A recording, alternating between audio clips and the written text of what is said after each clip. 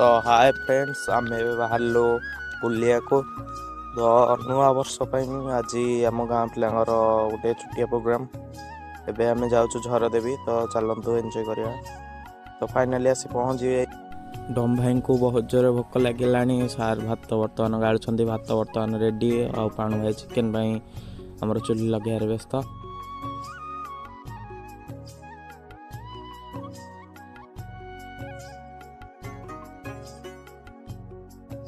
अंडा भुजिया भी रेडी हो जाए बर्तमान परिवा कटाकटी पाखापाखि सरीगला। तो संबित सार को बहुत जोर भोक लगे बर्तमान से खली